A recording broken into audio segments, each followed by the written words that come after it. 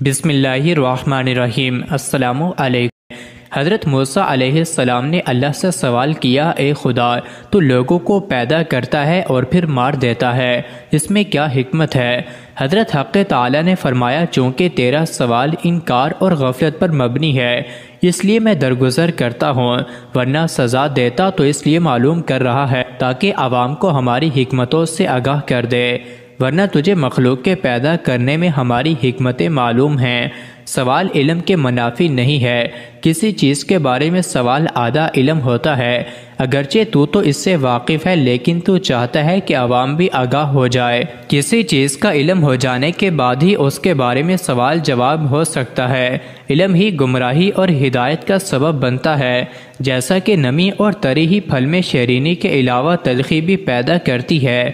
ملاقات اور تعارف سے دوستی اور دشمنی پیدا ہوتی ہے، اور غذا ہی سے بیماری اور صحت دونوں پیدا ہوتی ہیں۔ موسیٰ علیہ السلام تو ناواقفوں کو حکمتوں سے واقف نہ چاہتا ہے، اس لیے تجاہل عارفانہ برت رہا ہے۔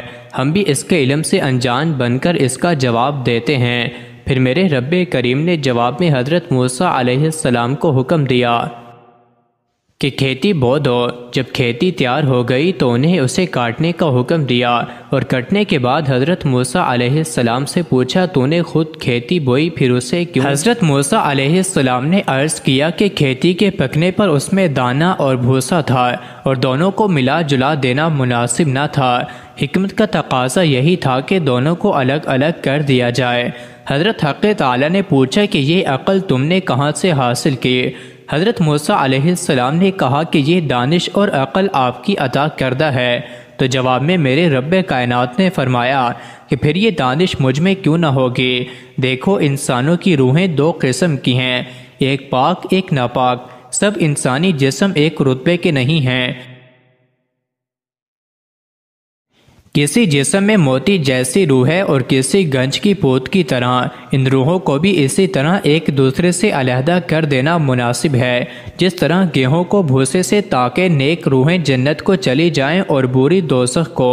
پہلی حکمت تو مارنے کی تھی، اور پیدا کرنے کی حکمت یہ ہے کہ ہمارے صفات کا اظہار ہو جائے۔ میں نے چاہا کہ میں پہچانا جاؤں، لہٰذا میں نے مخلوق کو پیدا فرمایا۔ انسان کی فوقیت و برتری اور ممتاز مقام کا ثبوت تو خود قرآن کریم میں مذکور ہے۔ یہ شرف و فضیلت اور یہ حیثیت ہر انسان کو حاصل ہے، چاہے مومن ہو یا کافر، کیونکہ یہ شرف دوسری مخلوقات، حیوانات، جمادات اور نباتات وغیرہ کے مقابلے میں ہے، اور یہ شرف متعدد اعتبار سے ہے۔ جس طرح کی شکل و صورت، قد و قامت اور حیت اللہ تعالی نے انسانوں کو عطا کی ہے، وہ کسی دوسری مخلوق کو حاصل نہیں۔ روزانہ واقعات سننے کے لیے اس چینل کو سبسکرائب کریں۔